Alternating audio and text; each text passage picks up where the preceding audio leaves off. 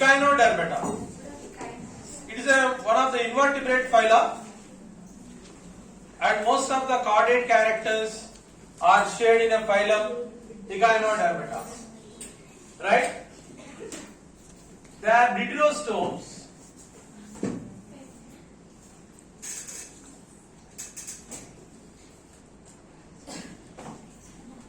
And enterocoelomates, right? With these two characters, we can say echinoderms are ancestors of chordates. What do you call them? Ancestors of chordates. Sir, what is deuterostome, sir? During embryonic development, formation of mouth is secondly forming mouth. Deutero, secondly forming stome, mouth. So, enterocoelom. What is the meaning of enterocoelom? Body cavity which is formed from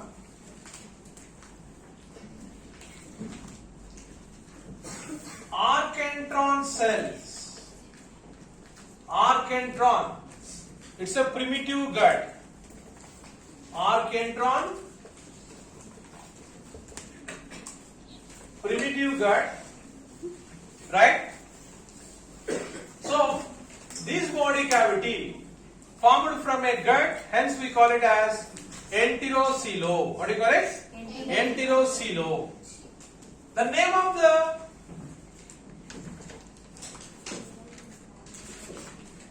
phylum echinodermata. First we will see that etymological meaning of that phylum echinodermata. Echino means spines. The so-called spines are made out of bony acicles. Bony acicles, there. Acical spines, right?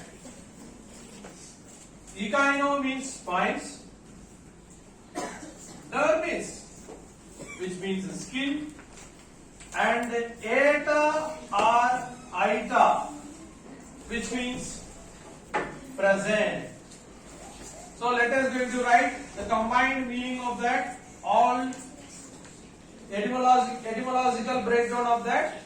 So shall we write spines present on skin. That is the meaning of echinodermata. Spines present on skin. These spines are present in echinodermata as endoskeleton.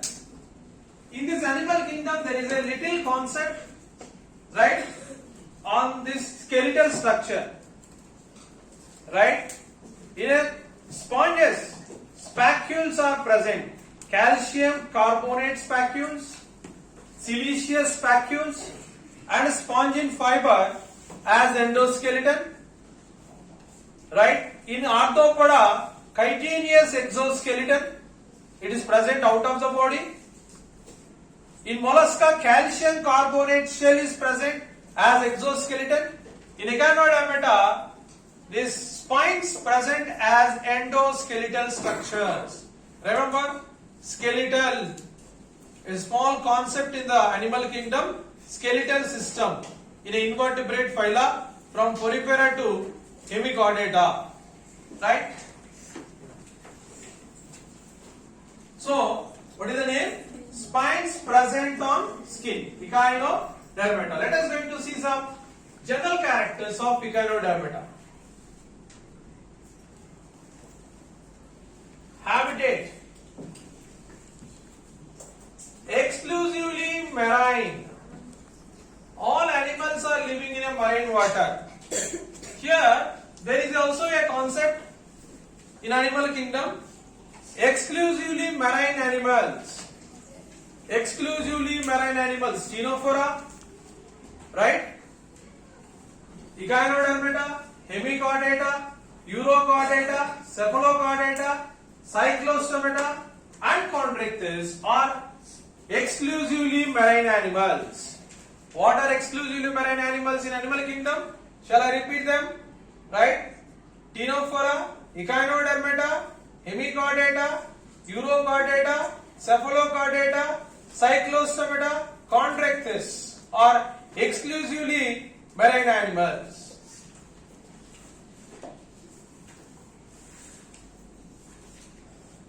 Bilateral symmetrical,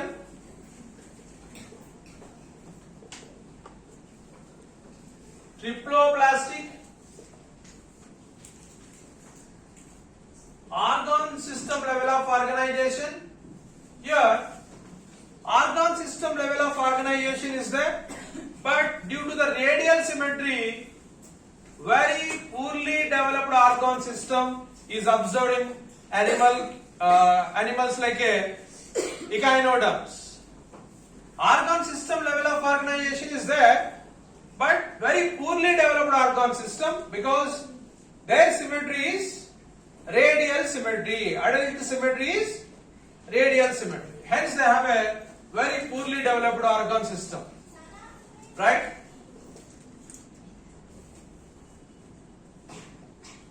Next thing is water vesicular system.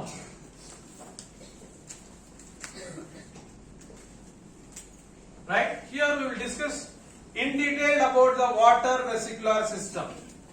What is water vesicular system? Water vesicular means circulation. Water is circulated into the body for all kind of metabolic activities or for all kind of life processes. So, water circulating into their body for all type of life process. This is a minePhylum. Sir, what is minePhylum, sir? minePhylum is nothing but exterior opening of water vesicular system. Exterior opening of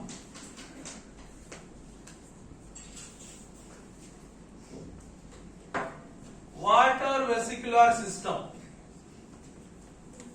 Through it, water enters into the body, right, and circulating in a central canal. Circulating in central canal. This is a central canal, right? Central canal connected with the,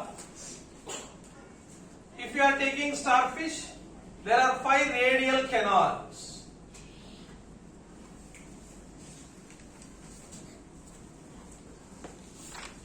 What are they? This is a radial canal. So water enters from exterior to body through minePhylum. Then water circulating along the central canal and enters into the radial canals.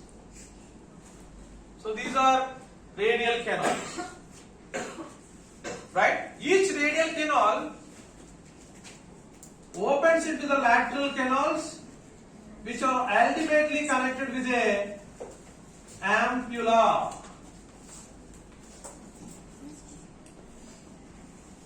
Right? This ampulla facilitates them to exchange of food materials and nitrogen waste materials as well as respiratory gases from water to body, body to water. What is that? Ampulla.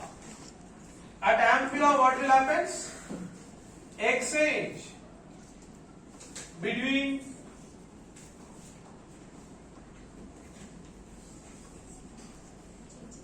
water and body. Exchange between water and body, there is a regular exchange. If body wants food materials, it will take which are available in water in a dissolved condition by a common diffusion process. For example, in a water, dissolved oxygen is there. Body demands the oxygen, it will take oxygen. Body given out Carbon dioxide that is given to the water by common diffusion process. So everything is happens here. What happens here in ampulla? Right? Food collection, excretion, and also respiration, exchange of respiratory gases at ampulla.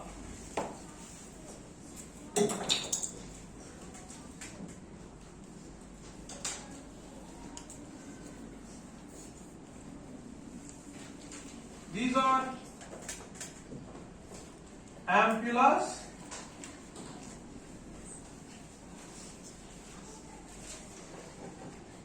And it is a tube feed. Okay. What is the use of tube feed? Tube feeds are helping for locomotion. Right? Starfish. If it is a starfish walking on the tube feeds. On seashores, if you are observing, starfishes are walking along with the help of tube feeds. Tube feeds are elevated from the body, and ventral part, tube feeds are elevated and having a grip on the ground, grip on the sand, and walking along with the help of tube feeds. So, what are the aspects present in a water vesicular system? Number one, mandoperite, central canal, radial canal, ampulla, tube feeds. How many aspects are present? Total 5 aspects are present. So, it is a water vesicular system. What are the functions of water vesicular system? Functions of water vesicular system. Food collection, right? Food gathering, and exchange of respiratory gases, given out carbon dioxide, and intake of oxygen, respiration. Actually, excretory organs are absent in the echinodermata. No excretory organs. Imagine without excretory organ, how animal can survive? Something should be take charge to eliminate the nitrogen waste material from the body. Then only it is possible to survive. So excretory organs are absent, but excretion is take charge by WVS. What is WVS? Water vesicular system. And also locomotion done by a water vesicular system. Look, next thing about a mouth. Mouth and anus. Right? Here mouth is, it is a central disc.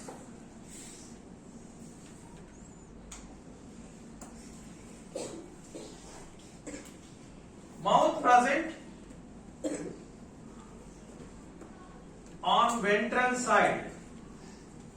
Anus is present on dorsal side. Your imaginary levels can make it understandable about this ventral and dorsal view, right, of a starfish. Anus is located on dorsal side. This is also very, very important for NEET examination. So ventral side in the statement based. Echinoderm, mouth is located on dorsal side. Anus is located on ventral side. Come on, say the statement is whether it's correct or wrong. 100% wrong it is, because mouth is located on ventral side. Anus is located on dorsal side. So, right? Let us going to see about a symmetry. What is it? Symmetry. In symmetry, larvas are bilateral. So here we are taking example bipinnaria larva. Bipinnaria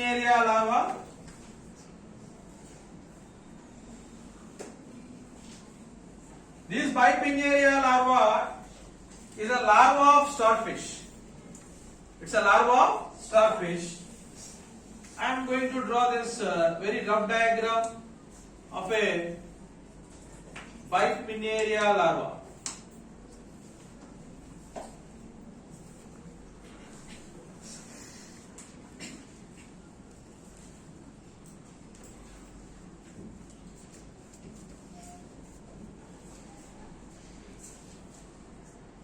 It is mouth and it is anus.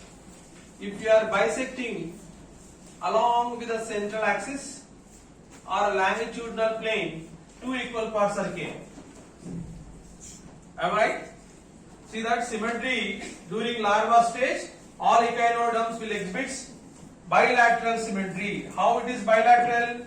Look, on left and right equal parts. Yes, right and left equal parts when we are dissecting them along the central axis. Two equal parts are possible in a larva stage. If we are taking adult, right, it is adult form. In adult form, if we are bisecting along the central axis, no equal parts. Transverse plane, no equal parts. Frontal plane, no equal parts. Sir, you said adults are radial symmetrical, but what happened here? Is there any symmetry? So kindly understand the student, behind the concept of a symmetry during adult stage, symmetry is not there in a whole body. Whole body doesn't exhibit symmetry. But what is exhibit symmetry? Symmetry exhibited by an individual arm. Symmetry exhibited by individual arms. In one arm, if we are bisecting along the transverse plane, equal parts, longitudinal plane, equal parts, even frontal plane, two equal parts. So many plane symmetry is radial symmetry.